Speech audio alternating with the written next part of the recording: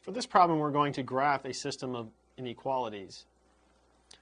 We want to graph this system of inequalities, and we're going to tell whether the graph is bounded or unbounded, and we'll label all the corner points on our graph.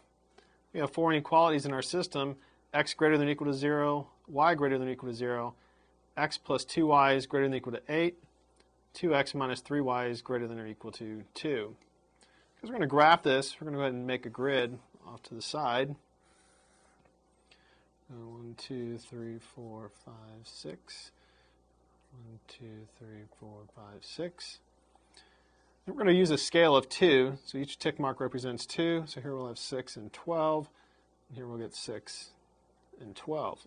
We're going to start off with our first inequality and treat each of these as an equation. So we'll say x equals 0. So we're going to graph the line x equals 0. That's a vertical line which corresponds to the y-axis. X greater than or equal to 0 means that we're at this on the y-axis, or we're to the right of it, so we're over this way. Our next inequality, y greater than or equal to 0, we'll graph the line y equals 0, which is the x-axis. We want to be greater than that as well. That puts us above this line. Using these first two inequalities, we see we're focusing on quadrant 1 and the coordinate axes. We're going to move on to our next inequality. X plus 2y is greater than or equal to 8. So again, we'll treat that as an equation. Set that equal to 8. We're going to solve for y. So 2y is negative x plus 8, or y is negative 1/2 x plus 4. Our inequality is not strict, so we're going to graph the line y equals negative 1/2 x plus 4 with a solid line. We need a couple of points, so we'll go ahead and let x equals 0. If we do that, we get 4. We get this point right here, 0, 4. If we let x equal 4, 4 times negative 1/2 is negative 2. Negative 2 plus 4 is positive 2.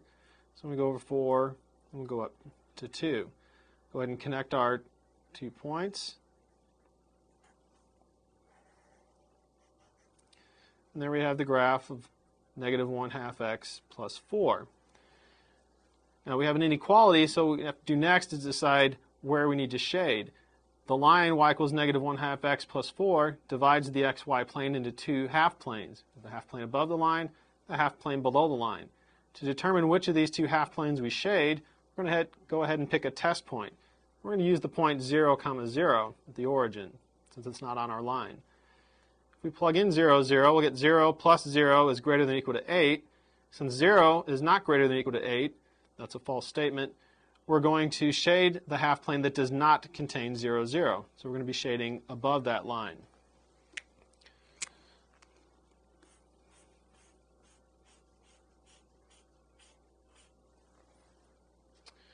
Next, we'll look at our last inequality. 2x minus 3y is greater than or equal to 2. We'll again treat that as an equation. 2x minus 3y equals 2. Solve for y. Negative 3y equals negative 2x plus 2. So y is equal to 2/3 x minus 2/3. The inequality is not strict again, so we're going to graph this line with a solid line. We need to get and pick 2 points. We might go ahead and pick 4.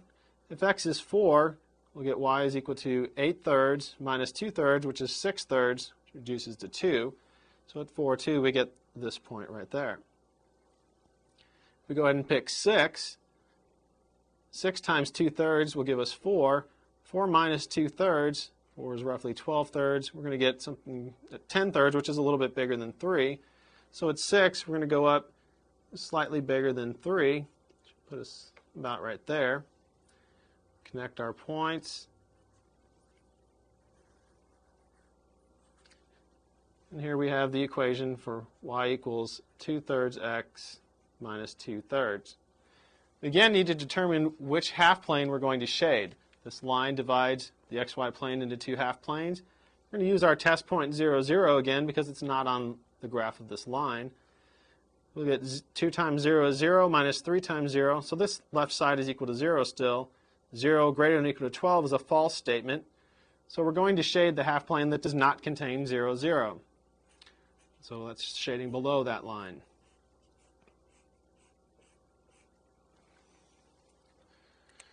The solution to the system of inequalities is going to be where the overlap is in our shaded areas. Remember, we're focusing in on quadrant 1, and we're looking for the overlap of these two remaining shaded areas. So we can see that our solution set will be in this region right here, and these graphs continue on forever. So the graph will keep going out this way, the overlap region will continue to extend that way, and so this graph is unbounded. There is no bound on the outer part. The corner points, we'll get one corner point right here. That was the point 4, 2.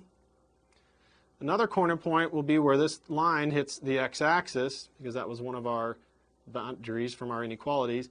And this point right here is the point 8, 0.